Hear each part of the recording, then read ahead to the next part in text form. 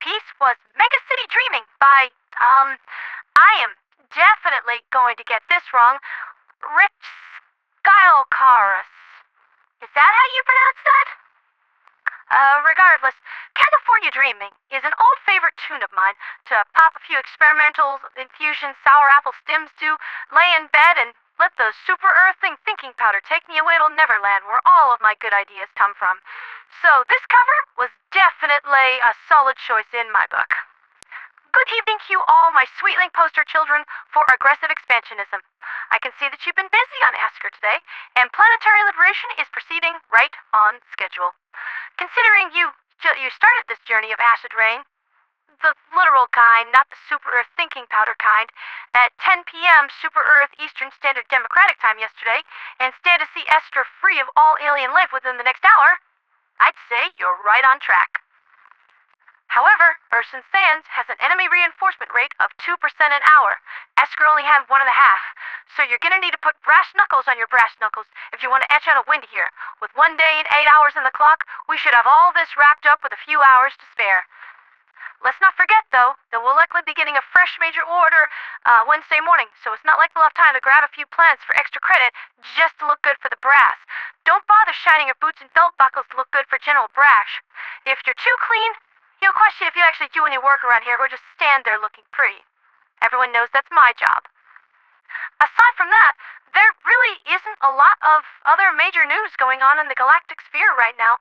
The Helldivers are attacking the final major order planets with laser focus, leaving only a scant 1,000 try to hold the last vestiges of territory on Vandalon 4, though that last 3% of liberation on the planet is looking a little nervous, and it looks like it's gonna be lost for tonight. Don't worry, boys. We'll get it back. Tonight is a bit of a short episode, but before I close things out and submit my own sleep cycle, I've got a little treat for you. Since super destroyers hover in low orbit just above the upper atmosphere of a planet, when you call down an orbital laser strike, you only hear the laser impact, since there's a brief space of extremely low-density air that doesn't carry sound well. I've moved some recording equipment into the laser battery weapon array, so whatever you call in a strike, this is what I hear.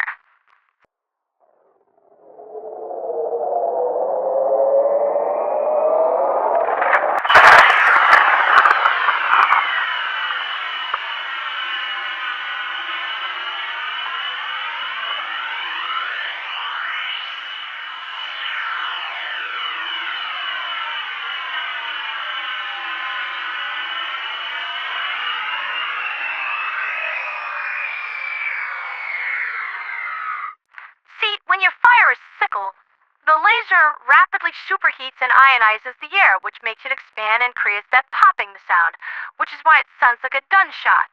Because it effectively is, just created all along the pulse beam. If you upscale that effect enough, you don't get a pop.